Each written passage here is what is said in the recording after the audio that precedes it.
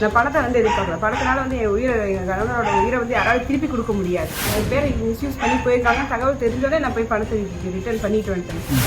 பணத்தை திருப்பி அனுப்பிச்சு காரணம் அதுதாங்க சார், என்ன மன உளைச்சலுக்கு ஆளாக்கிட்டாங்க. அவர் வந்து நேரில் வந்து எனக்கு பெருசாக வந்து ஆறுதல் தெரிவிக்கணுங்கிறது தான் நான் எங்களோட விருப்பம்.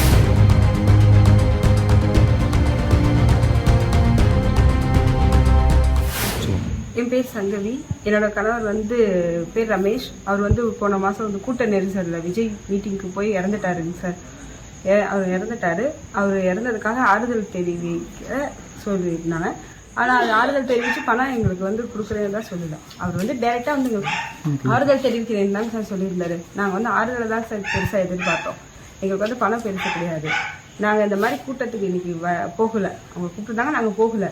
ஆனால் எங்களுக்கே தெரியாமல் எங்கள் பேரை 3 பேர் மிஸ்யூஸ் பண்ணி போயிருக்காங்க. எங்களோட ரிலேட்டிவ்னு சொல்லி அவங்க போயிருக்காங்க.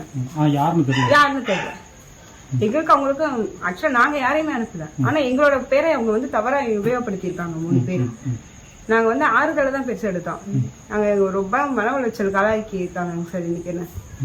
அதனால நான் வந்து ஆறுதல் தான் எனக்கு பெருசாக எதிர்பார்க்கறேன் சார். நான் பணத்தை வந்து எதிர்பார்க்கல. பணத்தினால வந்து என் உயிரை, எங்கள் கணவனோட உயிரை வந்து யாராவது திருப்பி கொடுக்க முடியாது. சார் இந்த மாதிரி தகவல் எனக்கு வந்துச்சு. என் பேரை மிஸ்யூஸ் பண்ணி போயிருக்காங்க. தகவல் தெரிஞ்சோடனே நான் போய் பணத்தை ரிட்டர்ன் பண்ணிட்டு வந்துட்டேன். பேங்க்ல 20 லட்சம் பணம் போட்டிருந்தாங்க. ஆனா வந்து அவர் நேர்ல வந்து எங்களுக்கு ஆறுதல் தெரிவிச்சு போடுறதான் முதல்ல சொல்லியிருந்தாங்க. அதனால நாங்க அதை பெருசா எடுத்துக்கல. ஆனா 20 லட்சம் பணம் போட்டப்ப சொல்லவும் இல்லை, அவங்க போட்டுட்டாங்க. எனக்கு வந்து 20 லட்சம் ரூபாய் பணம் வேணாம்னு சொல்லி திருப்பி அனுப்பிட்டேங்க சார். நான் பேங்க் மூலியமா ஆர்டிஜிஎஸ் பண்ணி நான் லெட்டர் இன்ஃபார்ம் பண்ணி கொடுத்து என் விருப்பம் இல்லாம போட்டிருக்காங்கன்னு சொல்லி நான் திரும்பி மேனேஜருக்கு லெட்டர் கொடுத்து ரிட்டர்ன் பண்ணிட்டேங்க சார். இப்போ நீ போய் சந்தித்து நீங்க என்ன கருதுறீங்க? இப்ப இத்தனை நாள் ஆச்சு. யார் கூட்டிட்டு போனது யாருன்னு தெரியாது. கட்சியில இருந்து வந்திருக்கோம்னு சொல்லி அவங்களை வந்து கூப்பிட்டாங்க. நாங்க வரலன்னு சொல்லிட்டோங்க சார். வேற யாரோ எங்களோட பேரை மிஸ்யூஸ் பண்ணி யாரோ போயிருக்காங்க. அது எப்படி தெரியும் உங்களுக்கு? அவங்க வேற யாரோ போயிருக்காங்க, அதாவது டிவில போட்டுருக்காங்க. யார் யார் குடும்பத்தை வந்திருக்காங்கன்னு சொல்லி டிவில போட்டிருக்காங்க. அந்த ரிலேட்டிவ் வந்து எங்களுக்கு தெரிஞ்சவங்க தான், போனவங்க தான். ஆனா அவங்களுக்கு எங்களுக்கு ஃபேமிலி இஷ்யூஸ் இருக்கு. அவங்க வந்து போனதா எதுவும் இன்ஃபார்மும் பண்ணல, எதுவும் பண்ணல. இவங்க பாட்டுக்கு போயிருக்காங்க. அவங்களும் இவங்களை கூட்டு போனோன்னு யாரும் சொல்லவும் இல்லை. எங்களுக்கு இன்னொருத்தவங்க மூலியமா தான் தகவல் தெரிஞ்சிச்சு. டிவியில பார்த்தவங்க எங்களுக்கு இன்ஃபார்ம் பண்ணவும் தாங்க சார் எனக்கு தெரிஞ்சது. இல்லைன்னா தெரிஞ்சிருக்காது. அவங்க போனது எனக்கு இன்னைக்கு மத்தியானம் தான் தெரியும். இந்த மாதிரி அவங்க அங்கே போயிருக்காங்க அப்படின்னு. எங்களோட பர்மிஷன் இல்லாமல் எங்கள் பேரை வந்து தப்பாக உபயோகப்படுத்தி எங்களை ரொம்ப மன உளைச்சலுக்கு ஆளாக்கியிருக்காங்க சார். ஒண்ணு இவங்க போக சொல்லியிருக்கோம். நான் அவங்க எங்க கணவரோட அப்பா இருக்காரு, அவரோட அண்ணா எல்லாம் நாங்க இங்கதான் இருக்கோம். ஆனா எங்களுக்கே தெரியாம எங்க பேரை உபயோகப்படுத்திருக்காங்க தவறான முறையில.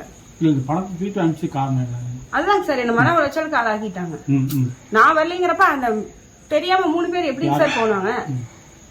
எனக்கே அது தெரியாது இல்லைங்க சார். எனக்கு மீறி அவங்க எப்படி போறாங்க?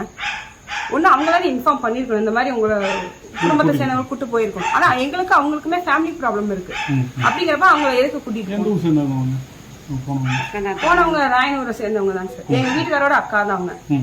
அக்கா வீட்டுக்கார போயிருக்காங்க, எங்க சித்தப்பா. ஆனா அவங்களுக்கு எங்களுக்கு ஃபேமிலி ப்ராப்ளம் இருக்கு. எங்களுக்கு தெரியாது, இன்ஃபார்ம் பண்ணல. அவங்க டிவியில பார்த்து உள்ளூர்காரங்க சொல்லிதான் எனக்கு தெரியும். அது வரைக்கும் தெரியாது. காலையில கடைக்கு போயிருக்காங்க அம்மா, அவங்க கிட்ட சொல்லியிருக்காங்க. அவங்க வீட்டு சொந்தவங்க போயிருக்காங்க. ஏன் நீங்க போகலையான்னு கேட்டவங்க எங்களுக்கு தெரியும். அது வரைக்கும் எங்களுக்கு போனதே தெரியாது. எங்களுக்கு ஃபேமிலி ப்ராப்ளம் இருக்கும்போது எங்க மிஸ்யூஸ் பண்ணி அவங்க யூஸ் பண்ணி இருக்காங்க. எங்களோட பேரை கெடுக்கிறதுக்கு, எங்களை மன உளைச்சலுக்கு ஆளாக்கணும்னு இவங்க பண்ணியிருக்காங்க. அந்த பணம் உங்களுக்கு அவங்க வந்துச்சா? என் கம்மில 20 லட்சம் வந்துச்சு. ஆனா அவர் வந்து நேரில் வந்து ஆறுதல் தெரிவிக்கிறார் தான் ஆரம்பத்துல இருந்து சொல்லி இருந்தாங்க. அதைத்தான் நான் நம்பினேன். அதனாலதான் வீடியோ கால்ல கூட பேசுறதா நான் சொல்லியிருக்கேன் ஏற்கனவே. அவர் வந்து நேரில் வந்து எங்களுக்கு பெருசா வந்து ஆறுதல் தெரிவிக்கணுங்கிறத நான் எங்களோட விருப்பம். எங்களுக்கு வந்து பணக்காசு பெருசு கிடையாது சார். பணக்காசு வச்சு இப்ப இறந்த நபரை திருப்பி கொண்டு வர முடியாது. அதே மாதிரி எனக்கு எல்லாரும் வந்து நேரில் ஆறுதல் தெரிவிச்சுதான் வந்து சொல்லிட்டு போயிருக்காங்க. நேரில் தெரிவிச்சு எல்லாத்துக்கும் ரொம்ப நன்றி. கவர்மெண்ட்ல பணம் போட்டிருக்காங்க. கவர்மெண்ட்ல 10 லட்சம் பணம். ஜோதிமணி MP, செந்தில் பாலாஜி அவங்க சார் வந்து கொடுத்துட்டு போனாங்க வீட்டுல. அவங்க கனிமொழி மேம் வந்து வீட்டுல வந்து எங்களுக்கு சொல்லிதான் கொடுத்துட்டு போனாங்க.